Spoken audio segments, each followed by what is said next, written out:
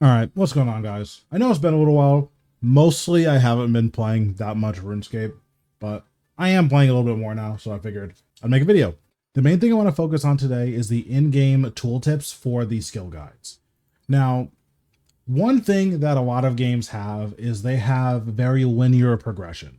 What I mean by that is, usually with a lot of MMOs, as you level up, you get 2 strength levels, you can do enough damage to farm this new thing efficiently. So you just do that. One of the big issues in RuneScape is that's not really the case.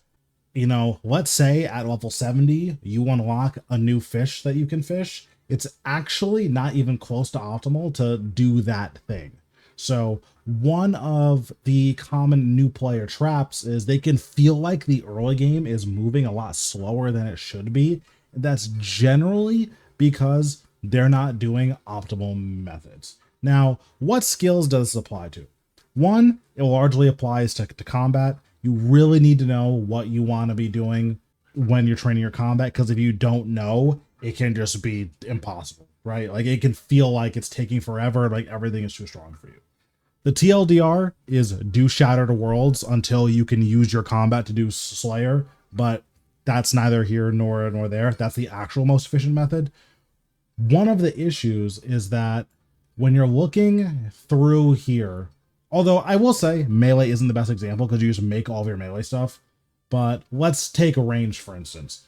Now, one of the big issues with combat tooltips is that you don't really stay at certain levels long enough for the incremental upgrading to matter. So like getting a 1 to 5 is going to take a couple of minutes, literally. Getting 5 to 10 is going to take a couple of minutes. And honestly, getting 10 to 20 and even 20 to 30 is going to take a couple of minutes. Like you can probably get 1 to 30 doing no quests in like an hour. So one of the big issues is that this granular upgrading just doesn't make that much sense. You just don't need to do it.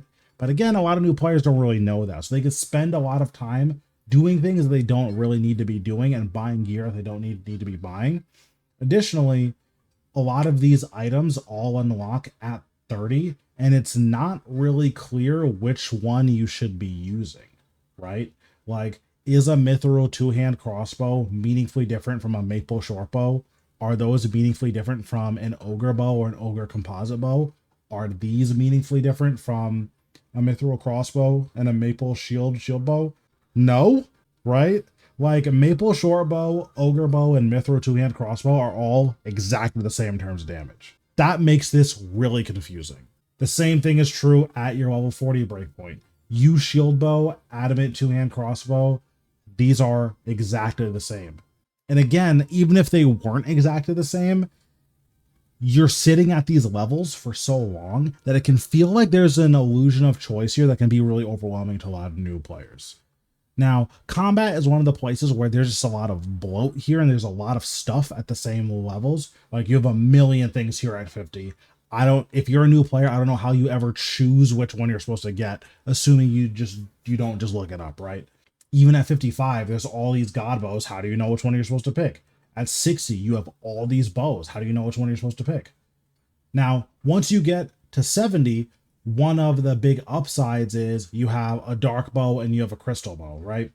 Now, a lot of people don't know this, but the crystal bow is the weakest weapon that you can use to fire god arrows.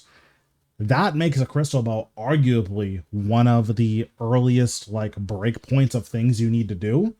The issue is the tooltip doesn't tell you that, right? The tooltip tells you that you need 50 agility and that you need a quest. That's all it really tells you. I think useful tips like, hey, crystal bow can fire imbued god arrows is really important given that range is defined by how powerful god arrows are. In the earlier levels, there's just a lot of bloat here, and it would be nice if there was a way because for mains, we just buy this stuff, but if you're an iron, if it said, hey, where do I get a magic shortbow? Where do I get a seer call? Where do I get a hunter's crossbow? It would be nice if the game just said, hey, here's the acquisition source. But even beyond that, for the higher level gear, having this say, by the way, this shoots god arrows, right? Or having your Armadillo crossbow say, by the way, this shoots criminal bolts. These types of things I think would go a long way to help your early mid-game players really get into the game and understand, like, okay, what are criminal bolts? Why is this telling me to look for criminal bolts? Okay, there's a wiki here, search wiki, you type in criminal bolts, right? And now you look all of them up. These are the types of things that I would want to see in here so that it makes it easier for players to understand what's going on. The other issue is with skilling. This was a problem with woodcutting, but it's not so much an issue anymore. They ironed out woodcutting, so it's basically just cut your highest level log and that's it. That is not the case with fishing.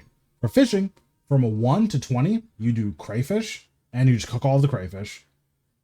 From 20 to, I want to say, 52, you do fly fishing, and then you do fly fishing from 52 to 68. And then you just sit at the swarm until whenever, and then that's pretty much it. You can obviously do a lot of these higher level methods if you want to. It's totally preference. You actually have some choice once you hit 90, but until you hit 90 and 95, the optimal method is crayfish to 20, flyfish to 52, metaphos to 68. The issue is there's a lot of fish in here that are just not worth catching. Now, the reason they're not worth catching is because the XP rates just don't match the level, right? So, sardines, fishing sardines isn't meaningfully faster than fishing shrimp. I actually think it's just straight up slower. So when you unlock crayfish at level 1, you hover crayfish and then it says, hey, this is really good XP up until level 20. Having this tooltip in here to kind of point players in a good direction is really nice. As it stands, there is no reason to farm sardines. Maybe there's some achievement required for it where you fish one of each fish, or like to fill up your aquarium. I don't know if sardines have a golden egg, but that could be a thing. Crayfish, hey, good XP until level 20. You get to fly fishing, optimal method, or not even optimal, because you don't want to encourage like hyper min maxing, because then you end up with a lot of actual dead content. But just having a tooltip for trout that says, hey, fly fishing, good way of training up until 52. Okay, Metaphos or Desert Soul, good training method up until 68. Having these, especially for your skills that are just have a really weird training methods, I think would be really, really good. Again, the big issue here isn't that there's all this stuff in here and none of it matters. It's that all this big net fishing, this is just straight up worse than doing crayfish. Do you want to give players this illusion of choice or this illusion of progression where, oh, hey, at 15, I unlocked anchovies. I guess I'll go farm anchovies, when this is just a worse use of their time. If players aren't going to use these in-game guides, that's fine. But typically, when people are looking at this stuff in here, what they're looking for is, okay, what are the big milestone levels I'm hitting here? 20 is a big milestone. 52 is a big milestone. 68, huge milestone. These are the levels that should be highlighted in this skill tree so that players have a really good understanding of, okay, what should I be doing and how should I be getting there?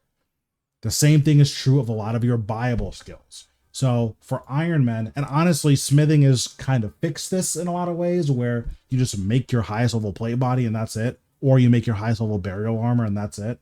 But for Herblore, this is not the case, right? There is a very, not strict, but there is a clear path of, hey, make this because it's cost efficient and just do this until this level. Having these big milestones in here would be really nice. Same thing with crafting where, oh, let's say you unlock urns. What are these objects? Let's say you unlock urns. Having something in here that says, oh, these are profitable, that could be worthwhile, especially because crafting is known to be an expensive skill. So just having something that says, hey, you can make money from this, or, you know, a tag good for making GP, that would be nice. Hunter is a lot like fishing, where you have all of these things that you can do, but realistically, there's only like 5 things you want to hunt. If you're an Iron Man, there's an efficiency guide that just explains, hey, I'll hunt this. So I don't remember exactly what it is you need to hunt, so I'm not going to pretend that I know. But once you hit 75 and, you know, you unlock a big game hunter, this is a huge milestone, especially if you're an iron, or if you just don't have that much money and you want a hunting method that makes a decent amount of GP and lets you roll for Dragon Matics. Dragon Matics are super powerful. They're really good. Highlighting this in here, like, hey, this is super important. You want to unlock this. You want to be doing this. I think that type of thing is really, really good. Another key example is Slayer. Now, Slayer, just because of the way that you level it, this is the type of skill where as you level, you're naturally going to be fighting, you know, your highest level monster, and you're kind of encouraged to just fight your highest level monster. That's all good. This should tell you the key drops that this thing drops, right?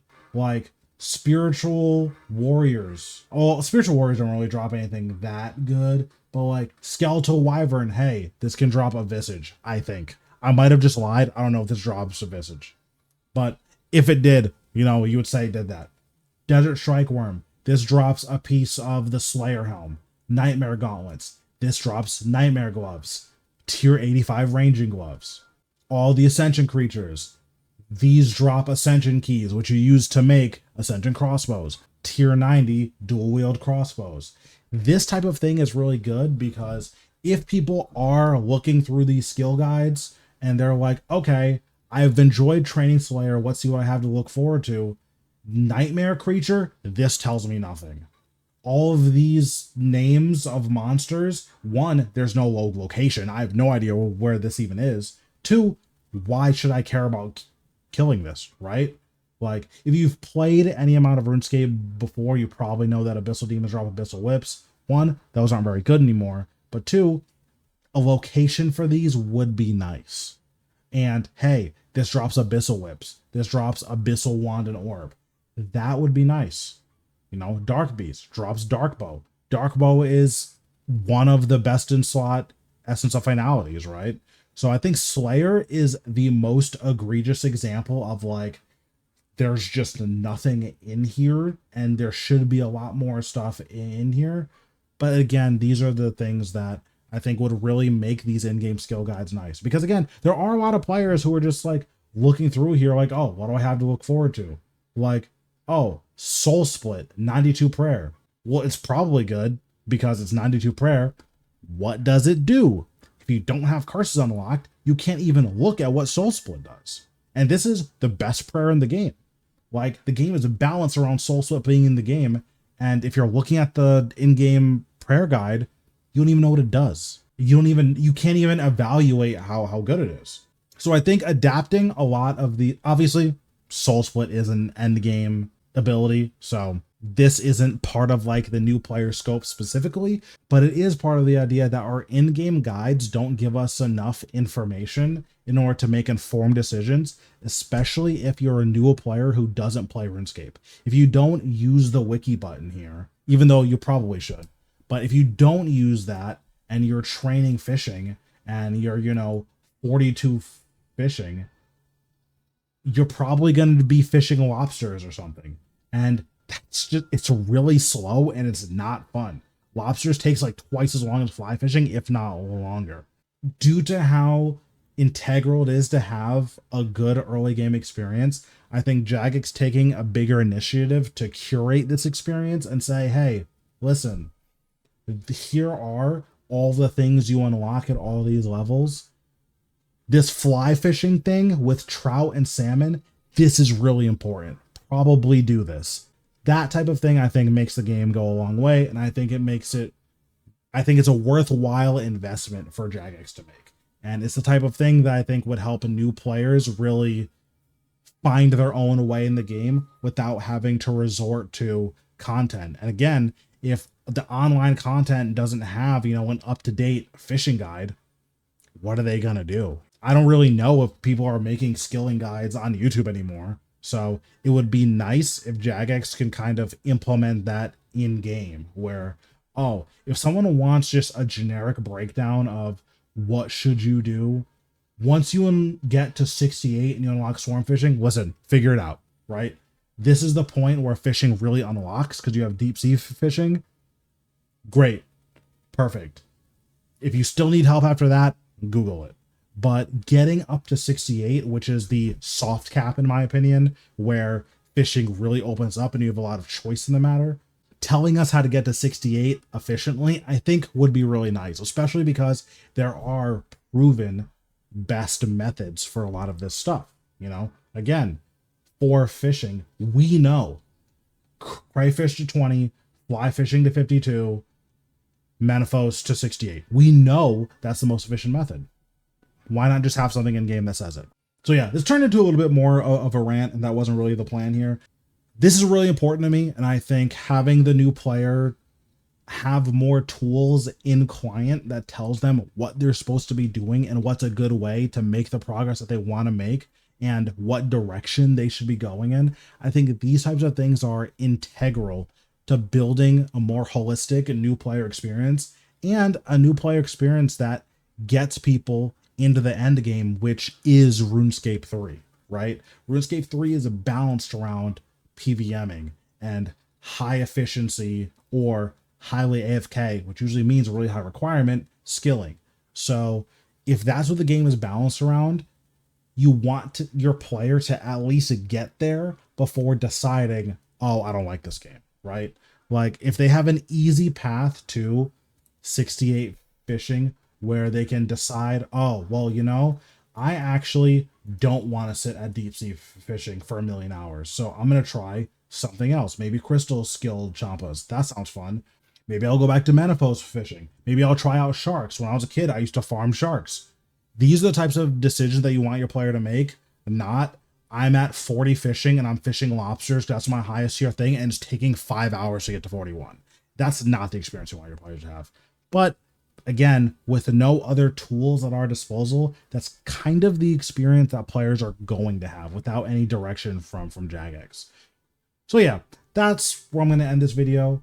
Thanks guys for watching. If you like these types of videos where we talk about, things that I think should be fixed, then feel free to give it a like. And hopefully I'm going to be uploading a little bit more regularly. I can't promise I'm going to be streaming more because, again, I just haven't really been playing that much RuneScape.